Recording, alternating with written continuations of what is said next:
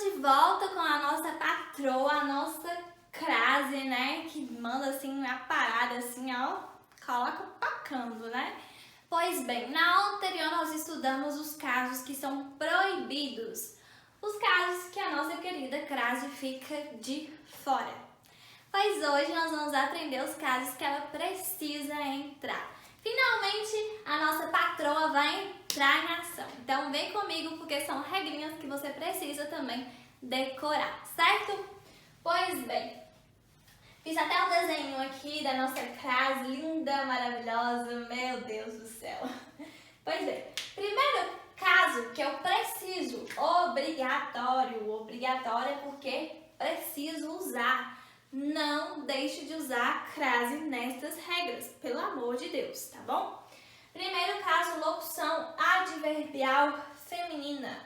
Você lembra que nós estudamos os advérbios? Não?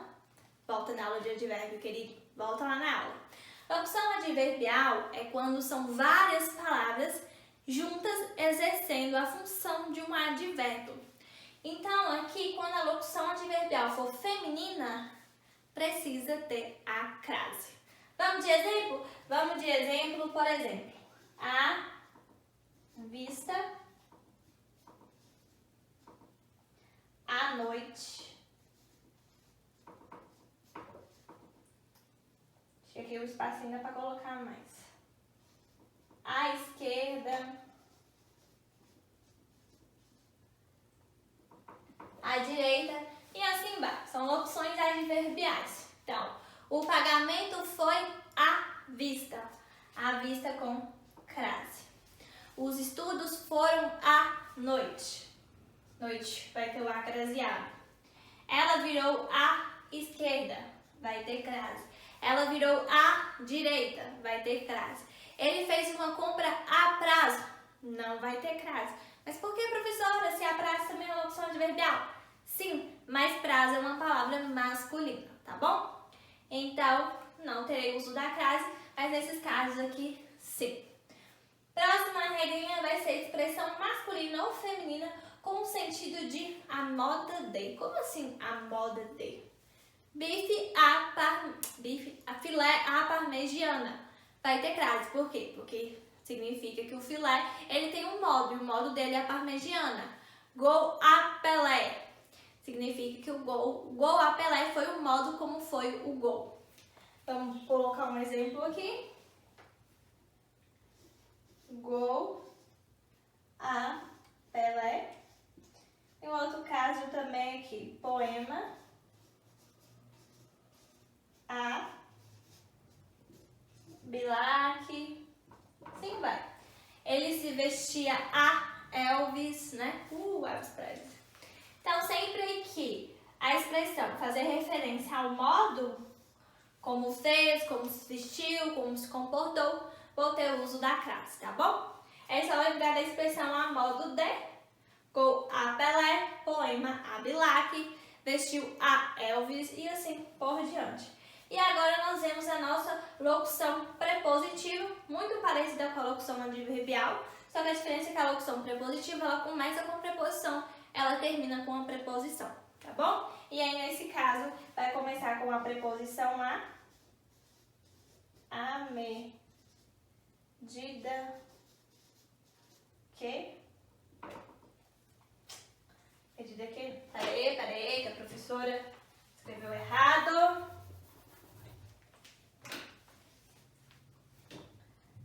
À vista de... à beira de... Sim, vai. À vista de é uma locução prepositiva, porque começou com a preposição a, terminou com a preposição a, certo? Está fazendo regência a alguma coisa. Aqui é a mesma coisa, à beira de começou com a preposição, terminou com a preposição. Então, crase aqui, obrigatório. Começou com preposição, terminou com preposição, locução prepositiva, manda brasa na crase, tá bom? Mesma coisa aqui também, se você for pelo sentido de locução adverbial, se não tiver isso daqui, seria a mesma regra, teria a crase, tá bom? A maioria muitas locuções, elas precisam da crase, tá bom? Uma ideia para você lembrar também. Corre, corre, corre, anota que a professora vai apagar o quadro porque nós temos mais regrinhas.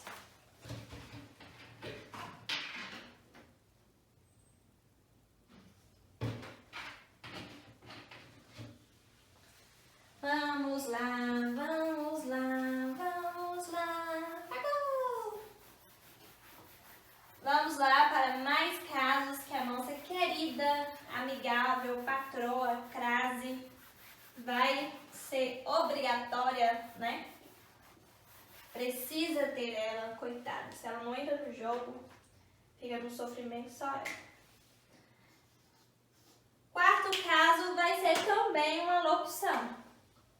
Locução conjuntiva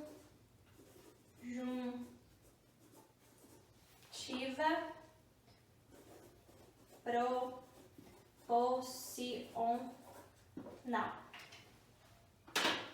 Locução conjuntiva proporcional, a gente lembra das conjunções. Quais são elas? À medida que, a proporção que, e assim vai. Então, se é uma locução conjuntiva proporcional, se traz uma ideia de proporção, né? De medida, eu vou usar a minha tão maravilhosa crase. Aqui tem a crase e aqui tem a crase. Obrigatório. Gente, é sempre bom você fazer a leitura tanto das locuções conjuntivas como as locuções adverbiais e prepositivas para que você possa ter elas frescas na sua mente. Por exemplo, quando você vai escrever uma redação, se você tem o conhecimento delas, automaticamente você já vai saber que tem o uso da crase. Por exemplo, a proporção que, a medida que, a gente utiliza bastante em redação. Então, se eu já tenho conhecimento que ela tem a crase, eu vou já escrever ela com a crase. E assim, você vai aperfeiçoando a sua leitura e você vai começando a lembrar a vista que, a prazo, a medida que, por aí vai. São palavras que elas não existem sem a crase. Então, se você já pegar o costume de escrevê-las usando a crase, decorando elas, fica mais fácil, tá bom? Sei que é um pouco difícil porque, assim, tem gente que não tem aquele domínio em decorar as coisas, certo? Mas a leitura está aí para isso, a leitura ajuda bastante. A gente tem que ter o hábito de ler, não só para fazer redação, né, essencial, mas para que a gente possa também falar bem, né? Pessoas que leem bastante, elas falam melhor, né? Então, tipo assim, não só fala bem, como também escreve bem, né? Porque a partir do momento que você faz leitura, você começa a ter um conhecimento maior das palavras, agrega mais ao seu vocabulário, tá bom? Sem mais enrolação, vamos para a regrinha de número 5 com a nossa bebezinha crase. Seu uso é obrigatório para evitar ambiguidade. Professora, o que é ambiguidade? Ambiguidade é quando uma expressão, até mesmo uma palavra, é uma expressão que ela traz dois sentidos.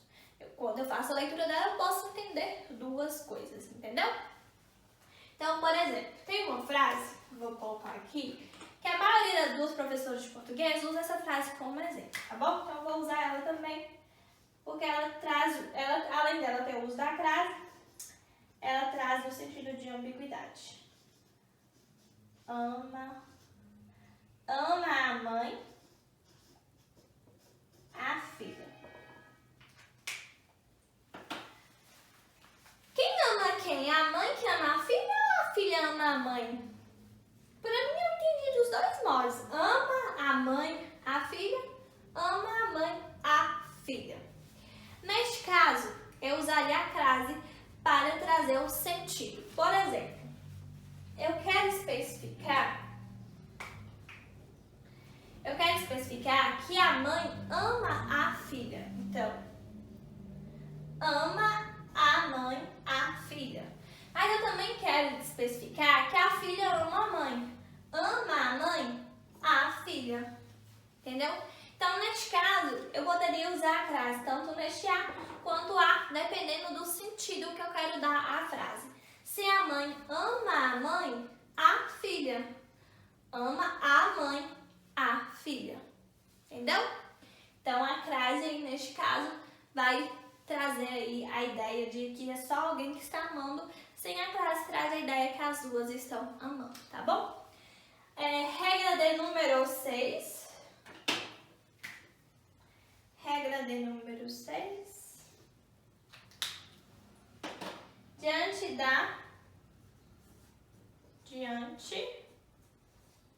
de madame, senhora e senhorita.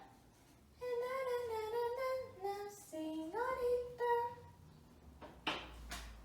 Enviaremos uma carta a madame. Enviaremos uma carta a madame. Preciso ter o uso da crase. É obrigatório, certo? Então, se fosse aqui senhora, se fosse senhorita, teria a crase. Tanto faz. Madame, senhora ou senhorita, vou ter o uso da minha querida crase. Obrigatório, tá bom? Vou apagar o quadro pra gente colocar mais regrinhas, porque tem mais regrinhas. Lembrando que essas regras não tem outra forma de você aprender a não ser decorar. Praticar muito para a sua mente exercitar e a sua mente ter o controle que aquilo é algo que ela precisa lembrar todos os dias, tá bom?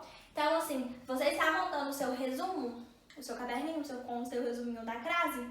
Então, faça a leitura dele todos os dias. Acordou cedo? Dá uma leitura. Gente, isso aqui não é só porque você vai fazer um concurso público que você tem que aprender, não. Ter conhecimento sobre a crase é vida. Se você está trabalhando, você vai escrever alguma coisa lá, você tem que saber escrever. Você vai participar de alguma coisa, você vai escrever? Tem que saber escrever. Vai escrever nas redes sociais? Tem que saber escrever. Hoje em dia, quem escreve certo é muito valorizado. Fica a dica aí pra você, viu? Bebê, vamos lá, escrevendo.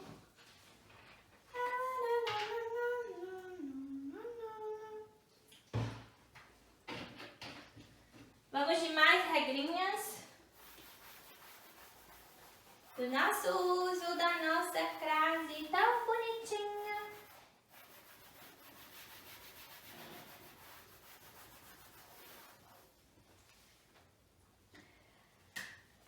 Vamos lá para a regrinha número 7.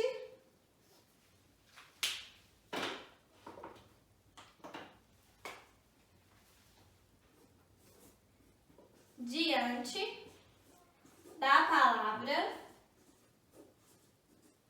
distância,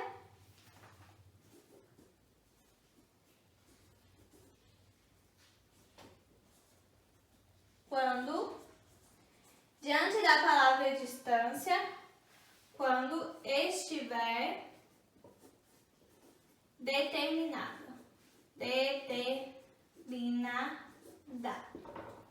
Por exemplo, o acidente